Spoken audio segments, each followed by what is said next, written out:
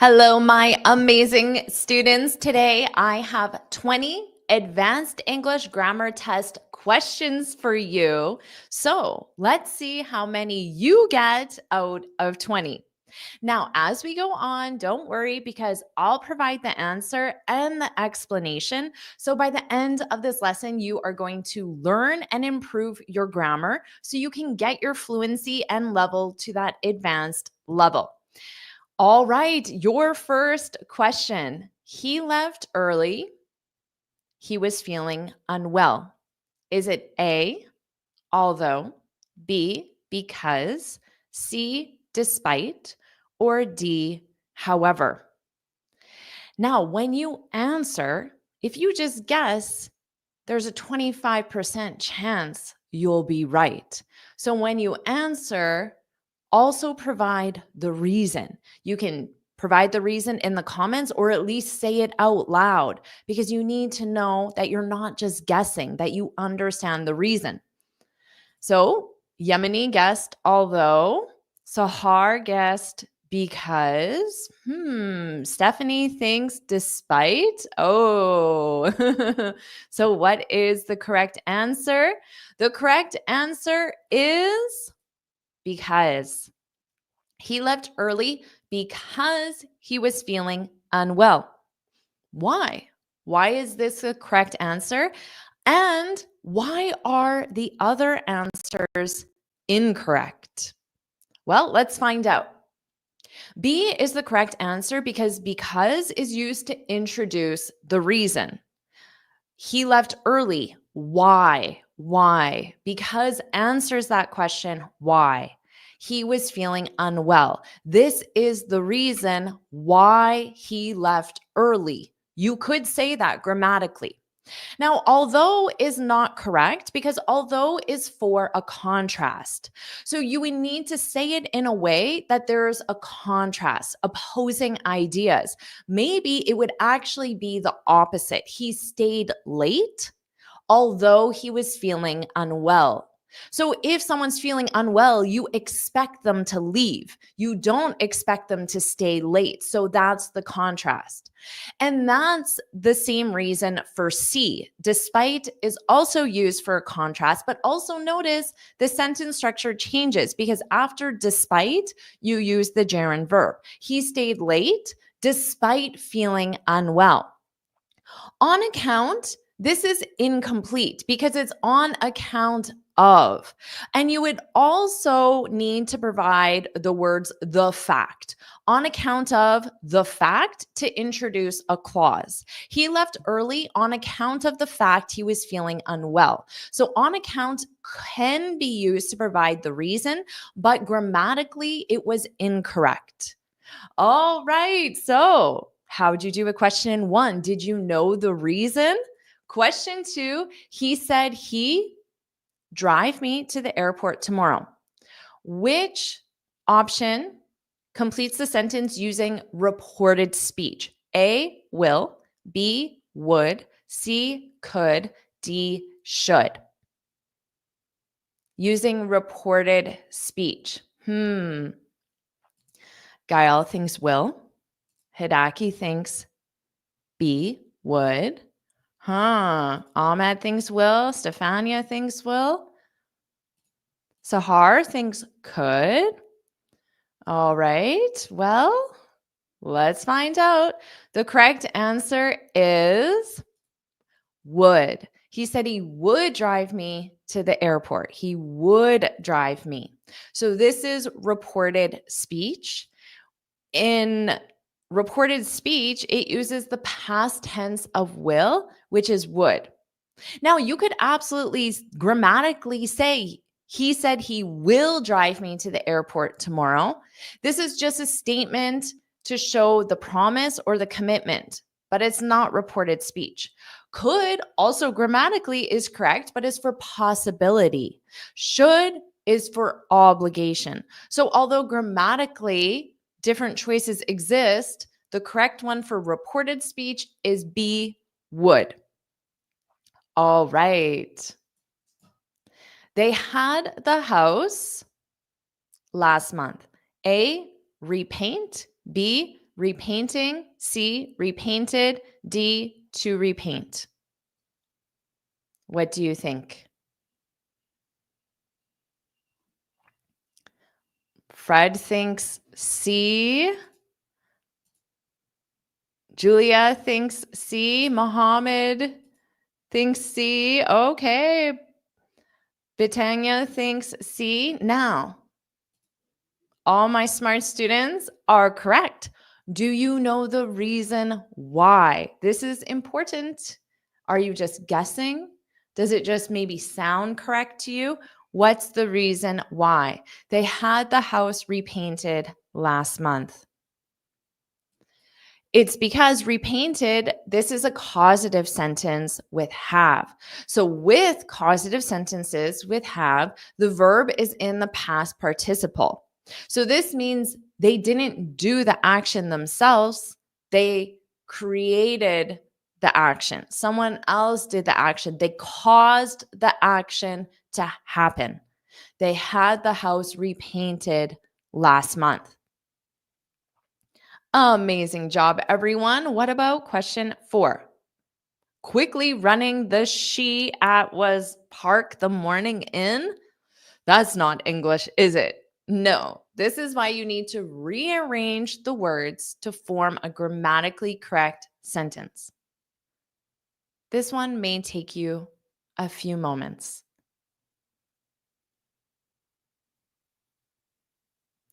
Think about English sentence structure. How do sentences normally start? Think about the placement of articles, adjectives, adverbs. And think about, is it possible to have more than one answer? Maybe. All right. What do you think? Hidaki was very close. Quickly, she was running at the park in the morning. Okay. She was quickly running at the park in the morning. Okay. All right. Let's figure it out. Oh, no. I provided a false information for you. So we need in the park. My apologies. She was running quickly. She was running quickly in the park in the morning. So in the park, because you can imagine the park is a enclosed space. So in the park. Now, in the morning is what you want there. In the morning. You can arrive, for example, you can get to the park and you can say, I'm at the park to describe your location. I'm at the park, but it doesn't sound correct to say she was running at the park. It would sound correct to say in the park. So my apologies, I didn't notice that typo. Makes it more difficult for you. She was running quickly in the park in the morning. To me, this sounds like the best order of words for normal English sentence structure. You could also start with a time reference and say, in the morning, she was running quickly in the park. Now, some of the students said quickly running. To me, it sounds better to say running quickly, running quickly. She was running quickly in the park in the morning. But you can start with that time reference in the beginning.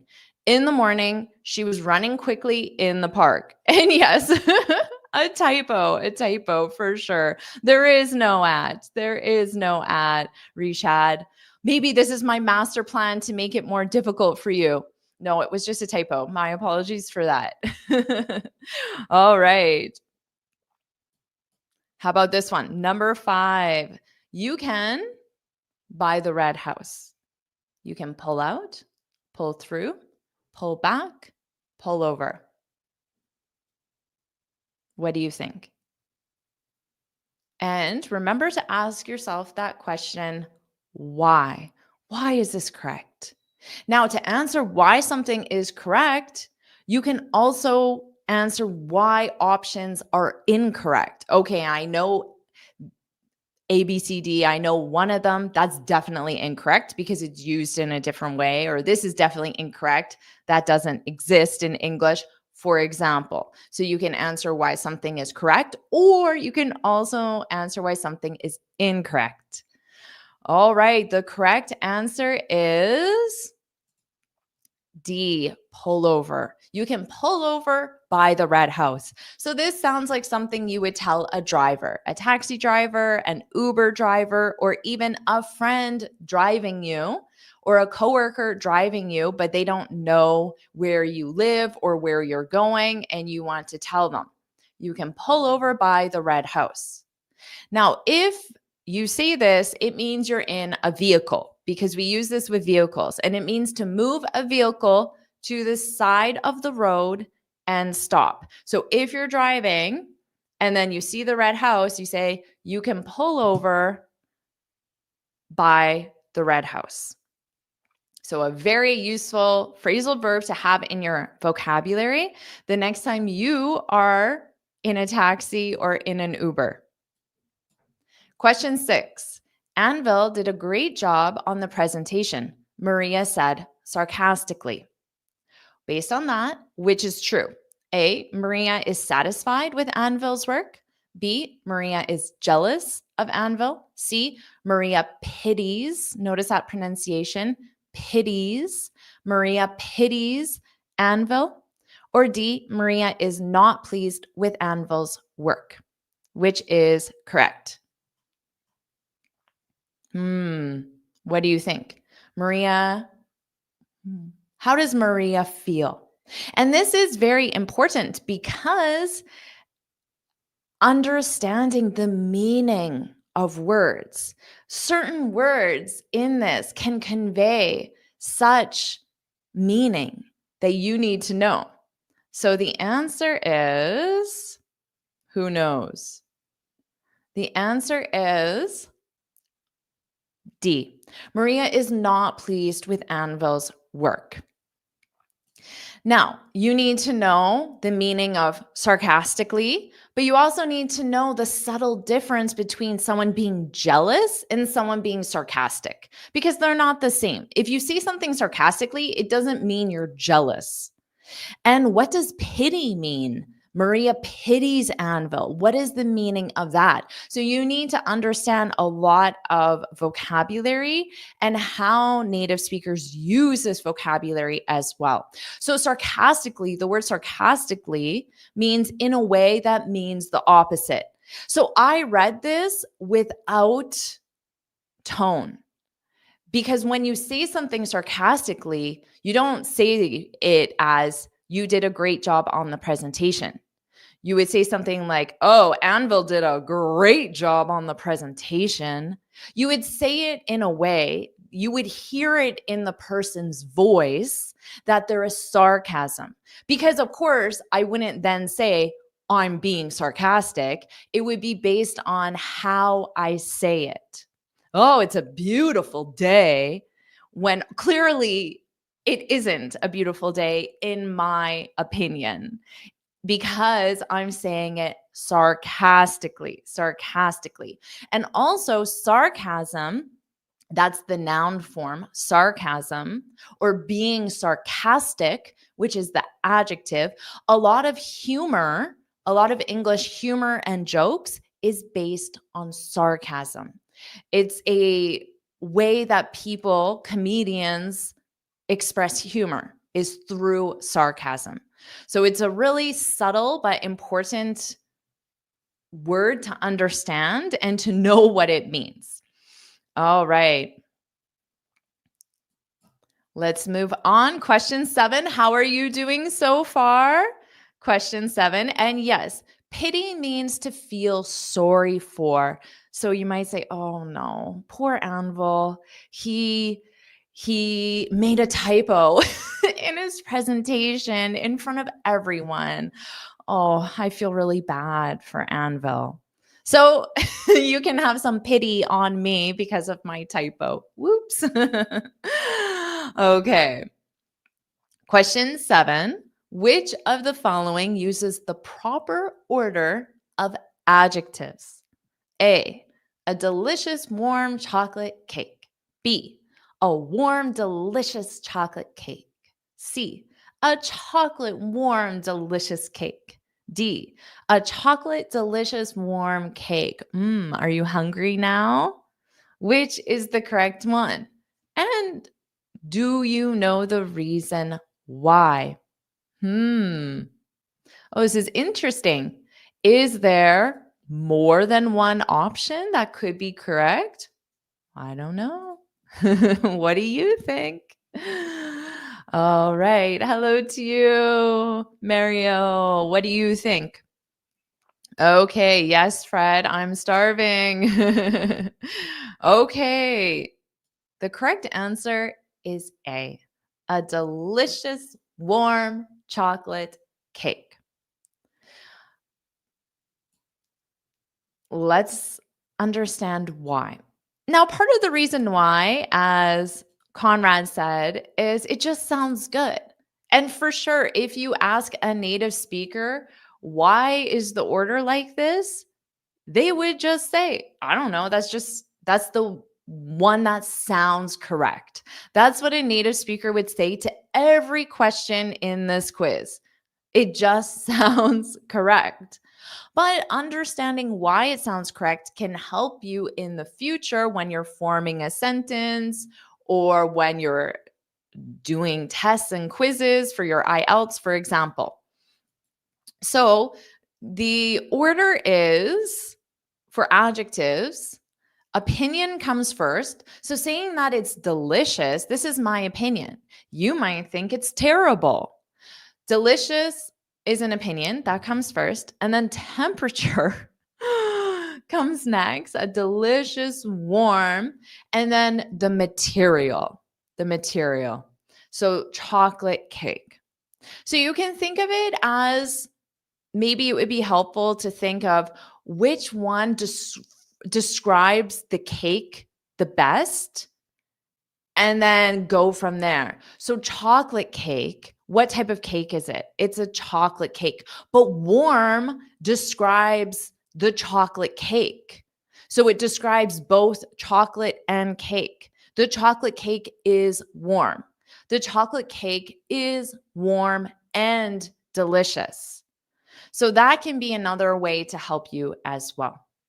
But honestly, if you just say, it sounds good, that's okay because that's what a native speaker would say as well. Now, let's go to question 8. When your plane is delayed, you just need to A, go to the flow, B, go into the flow, C, go flowing, D, go with the flow. What's the correct answer? What do you think? What do you think? All right. Question A, we have Hidaki guessing. C, Julia guessing. D, Kevin feels strongly for D. Okay, the correct answer is D. Go with the flow. Definitely add this to your vocabulary. But here's where the grammar comes in because a lot of students, when they learn vocabulary, they don't pay attention to the sentence structure. So with expressions, phrasal verbs, idioms, and expressions, there's generally a fixed order of words that need to go together. Definitely with idioms and expressions. So in this case, the verb is go. Every single option used go. Now, the change comes with the prepositions. So you go with, and it's the, and then flow. Go with the flow. This is the expression, and this group of words in this specific order has a meaning.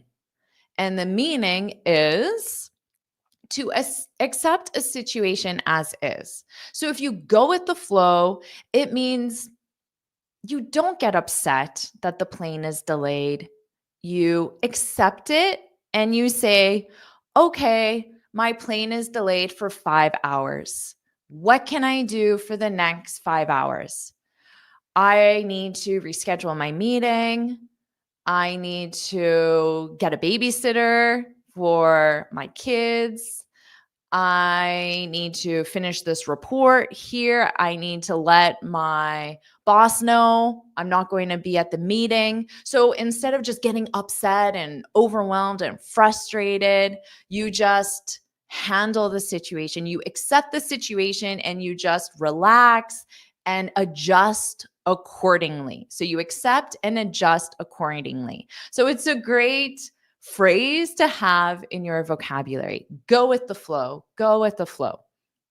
Oh, right. No, yes, Jay, it's not the location for sure. Fred, I guess they're similar. And this is the hard part about vocabulary as well. So if you put up with something, you accept something negative. To go with the flow, it's you accept something, but then you release any negativity and you adjust accordingly. So maybe to put up with it, I don't get the sense of releasing the negativity and adjusting the accordingly. So that part I don't get with to put up with something. Alrighty. All right. How about this one? Maybe you remember this episode from the TV show Friends. Question 9. Rachel kissed Ross on the same night Monica got engaged, and Monica accused Rachel of A, raining on her parade, B, stealing her thunder, C, taking a rain check, D, calling the shots. Do you remember this episode from the TV show Friends? And just in case you're not sure, Ross is not Monica's boyfriend. Okay, so just so you know, he's her brother. What is the correct answer? What do you think? A few students are saying B, like Jacob. Amine is saying A. All right, what's the correct answer here? Ahmed thinks calling the shots. All right. So grammatically, all of these are correct. Every sentence structure is correct, but only one of them can be used with this specific meaning. And the correct answer is B. Monica accused Rachel of. So notice grammatically, because we have this of, we want the gerund verb, which is why every single one is in the gerund verb. Monica accused Rachel of stealing her thunder, and you steal one's thunder. The thunder belongs to Monica. Now, were you just guessing? Maybe this sounds the best based on the context. The reason why is Monica accused Rachel of upstaging her. Upstaging her. That's what stealing her thunder mean. But what does it mean to upstage someone? So often the definition that you can see in a dictionary might not be helpful because you don't know what that word means. So when you upstage someone, it means you take the attention away from that person, but that person deserves the attention. So let's say it's your birthday, and then your sister or your brother comes home, and the attention is supposed to be on you because it's your birthday. And maybe it's an important birthday, your 18th birthday, your 25th, your 30th, an important birthday. But then your brother comes home and says, I got a promotion. So then all the attention goes to your brother and you feel like he stole your thunder. Okay. Question 10. We're not leaving until your seatbelts. A, connect. B, secured. C, fasten. D, button. What is the correct word choice? All right. Stephanie thinks fasten. Julia also thinks fasten. Well, my smart students got the correct answer. Fasten, fasten. So that's the word choice that you can use to fasten your seatbelt. Awesome job, everyone. Question, and this is the only correct word choice. Just connect sounds more like a literal translation. Button you do with certain pieces of clothing, but not with a seatbelt. And secure grammatically is not the correct form of the word.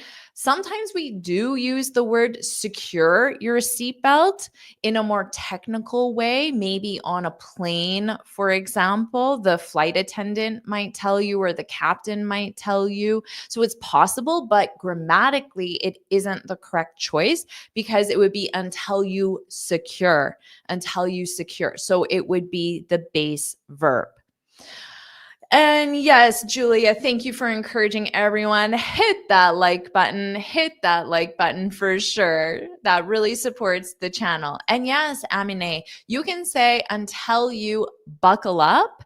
But if you say until you buckle up, I wouldn't say your seatbelts. I would just say until you buckle up. Because when you buckle up, it means you fasten your seatbelt. So I wouldn't use the word seatbelt. And you can just use that as the imperative. Buckle up, buckle up. So you're giving that as the instruction. Let's continue. 11. Yesterday, she, the budget. A, cuts. B, to cut. C, cut. D, cutted.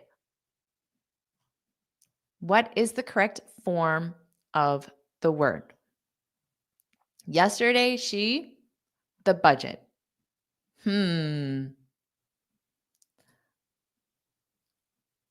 All right. Hanno thinks C. Donat. Ooh, they move so quickly. I try to click on one and then it disappears. Donat thinks D. Anissa thinks D. All right. So what is the correct answer? Apple thinks A. Let's find out. The correct answer is C, cut, because this is an irregular verb. So the conjugations are base verb cut, past simple cut, participle cut. Cut, cut, cut. And notice how I pronounce that with that very flat T. Cut, cut. So I don't really push out the sound. Cut, just cut, cut.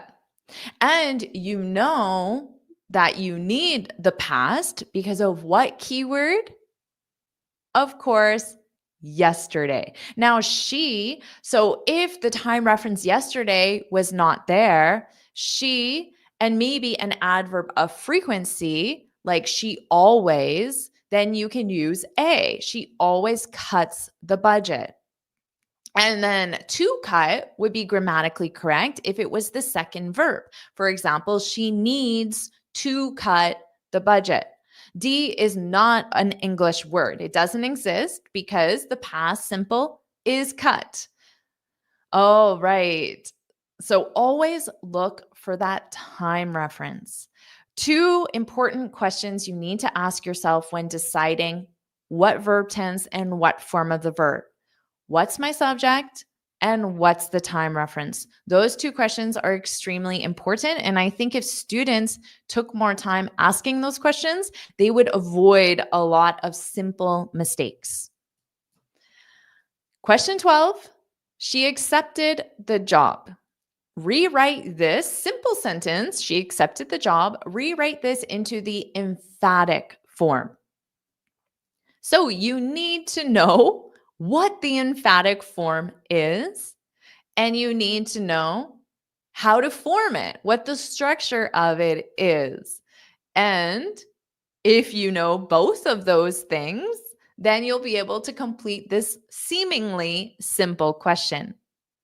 And I say seemingly because it appears to be true, but perhaps isn't, because it isn't true if you don't know those two things. She accepted the job. What would be the emphatic? I don't see a lot of sentences, a lot of examples in the comments. So I'm thinking a lot of my students don't know what the emphatic form is. So Stefania guessed she got the job.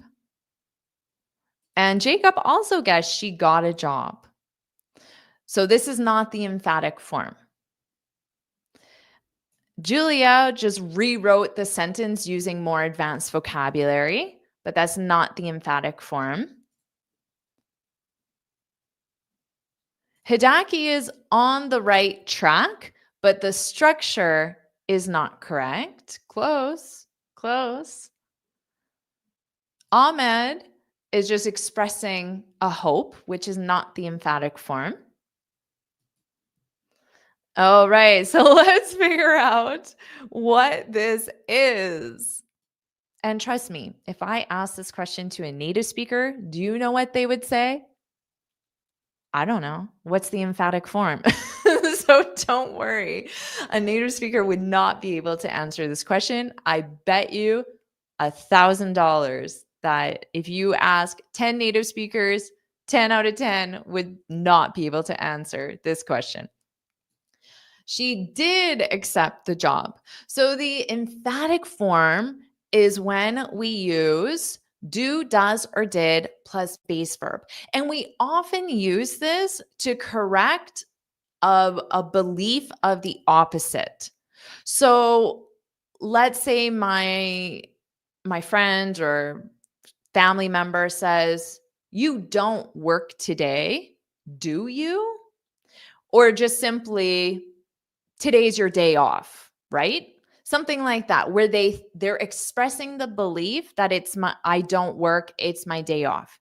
And I can reply back and say, "No, I do work today. I do work today."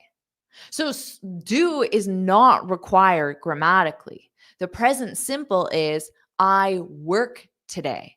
I work today. Adding do in the present simple, does for he, she, it in the present simple, or did in the past form emphasizes. So emphatic is a form of the word emphasize. Emphasize. And emphasize means make stronger. So if I say I work today, I do work today, then this, I do work today, it sounds stronger. It emphasizes the fact that I work when the person might have thought the opposite. So that's the emphatic form. It's important to understand because some students get the structure incorrect. They think that do or does is used in the present simple, and it's not. If it's being used, it's because it's the emphatic form. Exactly. Exactly. Well, glad. I'm glad. And Amine said, in order to add more emphasis, I would say, just add more emphasis. Exactly. All right, everyone. Now, question 13. Freedom of speech is an important aspect of democracy. A, all freedom of speech.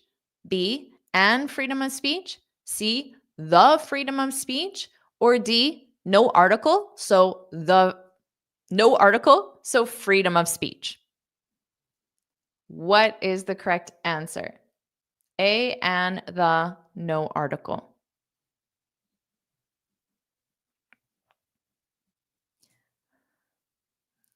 Lama thinks D. Nuruddin thinks A. Gustavo thinks C. Articles are always all over the place with students, and they are confusing in English for sure. The correct answer is D, no article. So you can just say freedom of speech, freedom of speech. I think we know that B is just not a choice because N doesn't go with F, freedom, F is a consonant sound, so B is just not a possibility. But we don't require articles for general concepts. And freedom of speech is considered a general concept, just like happiness. Happiness is a general concept, or patience is a general concept. Freedom of speech is a general concept. You can make it specific, and then it would require the if you make it specific. But the context would have to show you that it's specific. For example, the happiness I feel when I hold my child. So now it's not just happiness in general, it's specific happiness, the happiness I feel when I hold my child. Or it could be the freedom of speech in small communities, for example. Just now, it's not freedom of speech in general, it's specific to small communities. So it's the freedom of speech in small communities. Okay, so that's how you can make it specific, but the context of that is not in the question. So if the context is not there, then it's a general concept. And A is not correct because it's not a singular countable noun. And we use "an" with singular countable nouns. All right. Question 14. How are you doing so far? How many have you gotten correct out of 14? Share your score in the comments. Okay, question 14. The man, the lecturer, is our new manager. The man who gives, the man giving, the man gave, the man who have given. What is the correct answer?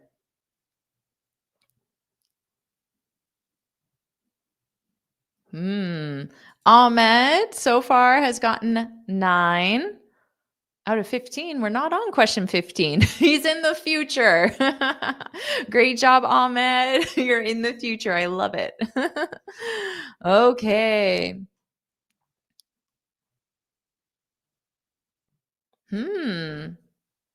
This one is causing some confusion, perhaps. What do we need here? I see a lot of different answers in the comments here. The correct answer is, what do you think? A, B, C, D. Say it out loud now. The correct answer is B. The man giving the lecture is our new manager. So giving, this is the present participle clause, and it's used to describe the man in the present. Now, if you say the man who gives the lecture is our new manager, to me, that doesn't sound correct because who gives the lecture sounds like a routine action. The man who is giving the lecture in the present continuous, to say he's doing it now, that to me sounds grammatical. Now, see, the man gave, that just is not correct. If you had who gave the lecture, it sounds like, well, it's complete. He gave the lecture, it's over, he's our new manager. But you would need who. And then who have given, have doesn't match the subject, which is man. So it would be who has given. So giving is the best you use in the present to describe the man. The woman teaching the class made a very obvious typo, for example. The students completing the quiz are amazing. So you can use this in many different forms. Question 15, never it snow in June. A, never have I seen. B, never I have seen. C, never have I been seeing. D, never I see it snow in June. Which is correct?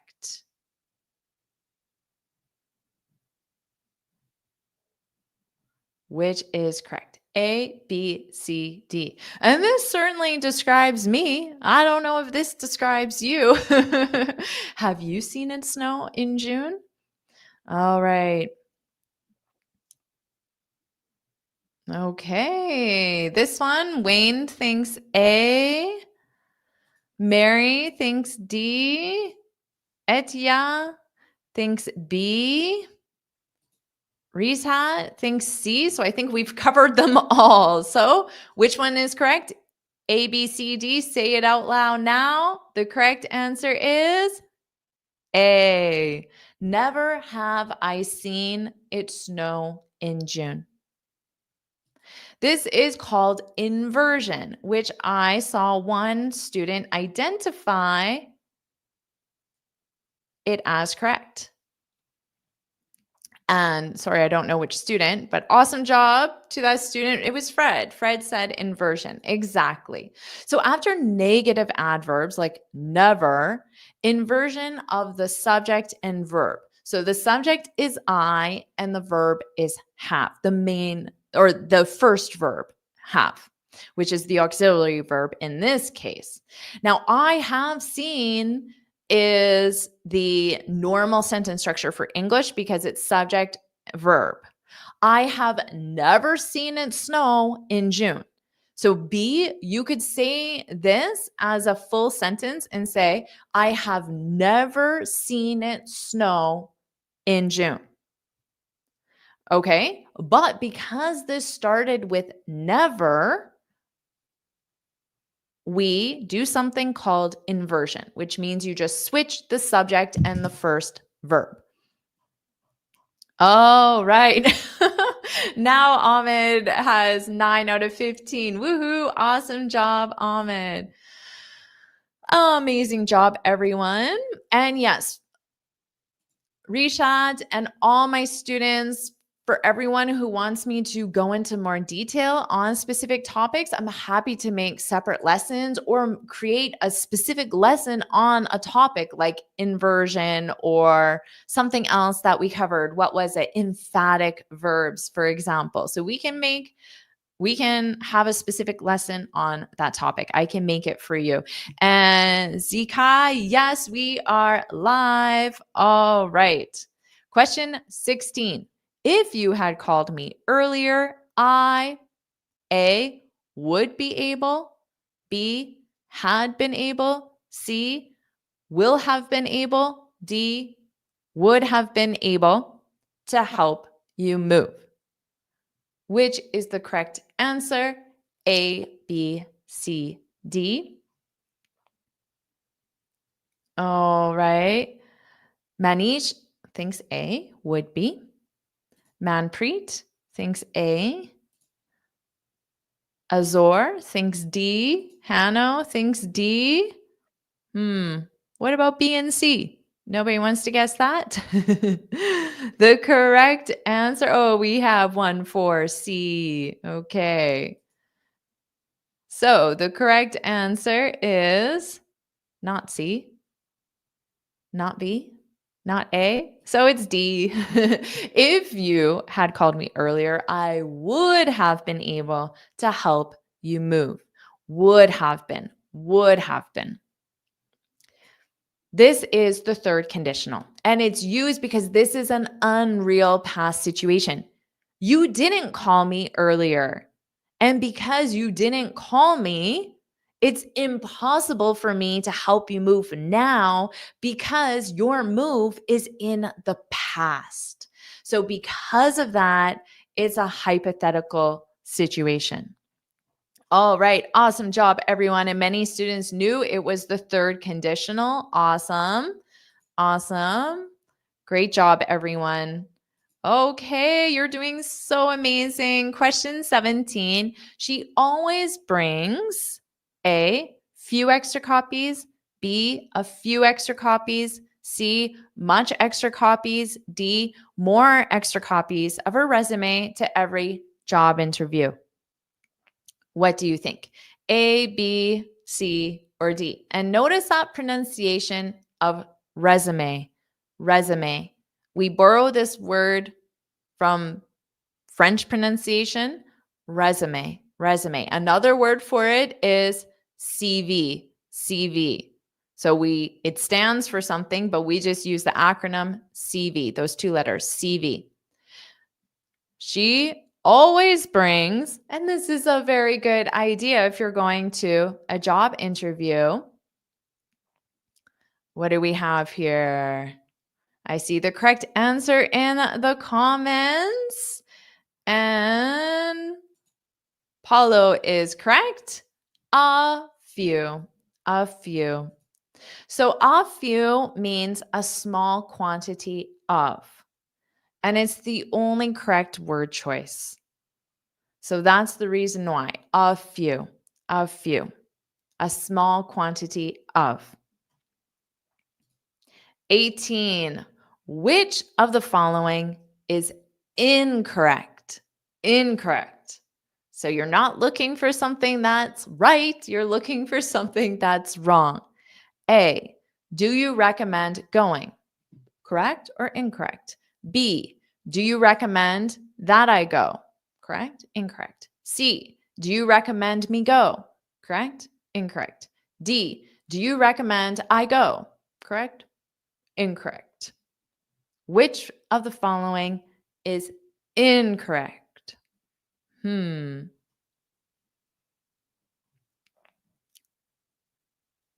What do you think? What do you think? Okay, we have some interesting comments here. They come so fast. I try to click on one and they just disappear. So Muhammad guessed C, Ibrahim guessed B, Medine A, Sahar thinks D is false. All right.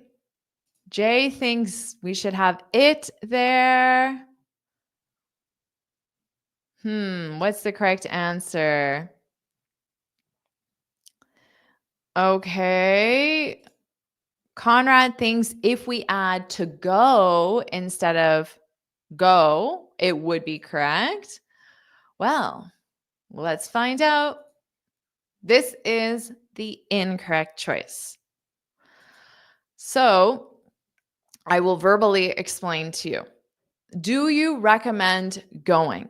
So after the verb recommend, you can use a gerund verb. Do you recommend joining?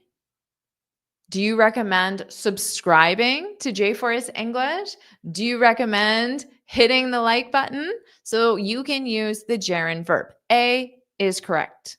Do you recommend that I go? So that is optional. It's not required. And you may notice that D, do you recommend I go? The only thing missing is that. So here, instead of saying going, we're using a clause. A clause is a subject and a verb. Do you recommend I go? Do you recommend I subscribe? Do you recommend I join? Do you recommend I order the salmon? Now, do you recommend me go? Even if it were to go, it's incorrect because you don't recommend someone. You don't recommend me. You recommend something to someone. So that's the correct sentence structure. Okay, Fred, I don't agree with that. Do you recommend I go? I think that's normal sentence structure and is certainly commonly used in addition to the gerund verb. Because there are many times where you would want to highlight the subject and not just have a gerund verb.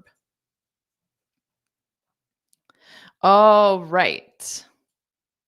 Question 19. We are almost there. Which means that I routinely did this activity in the past, but not now. A, I used to work downtown. B, I'm used to work downtown. C, I'm used to working downtown. D, I used to working downtown. A, B, C, or D. I routinely did this in the past, but not now. What is the correct answer? Min thinks A. Dawood thinks A. Donat thinks A. Stefania, I used to work, which is A. All right, there's a consensus. There's a consensus. And the consensus is correct. However, I commonly see mistakes with this one. I see a lot of students say, I'm used to working downtown, but that isn't the correct form. So I used to work downtown. This is a routine activity in the past, but not now.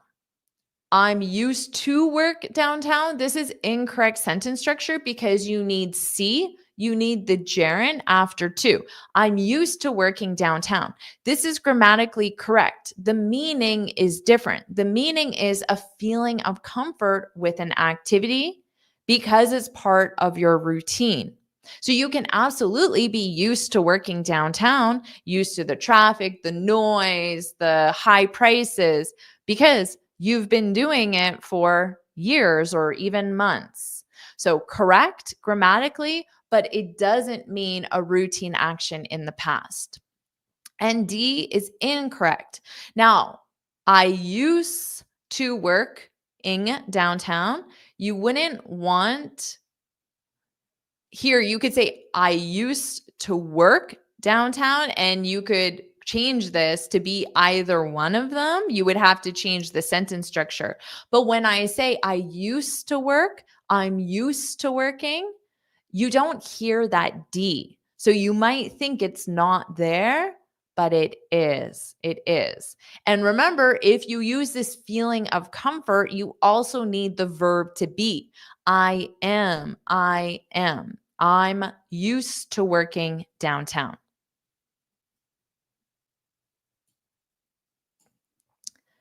Question 20, our final question in today's quiz.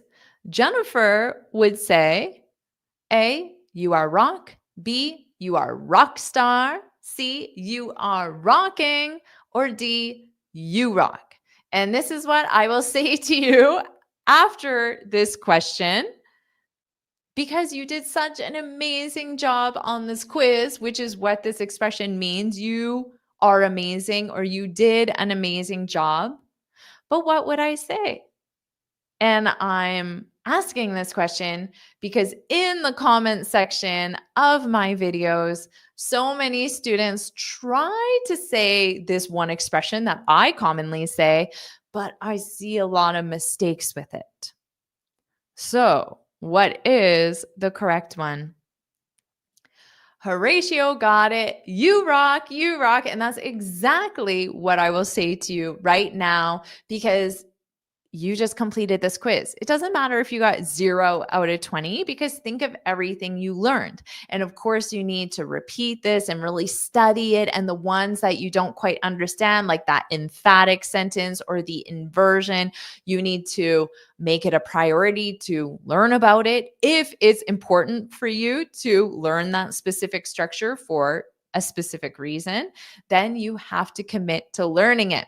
So let's review why. So in the comment section, I commonly see students say, you are rock. Jennifer, you are rock. But this isn't correct because the sentence structure is not to be rock. It is just to rock. So it uses the verb rock and then it's conjugated in the present simple. So instead of you are rock, that's grammatically incorrect. You would just say you rock. Now B is absolutely correct if you add that article. You are a rock star. So remember, originally it was just you are rock star. But in this case, star is a noun. You are a star. That's what you could say to a celebrity or someone famous. You are a star, not just you are star. And then rock star just describes what type of star you are. So you need that article a because star is a noun, a singular countable noun. You are a rock star. Now, remember the original one was you are rocking. This is incomplete. Our verb is to rock.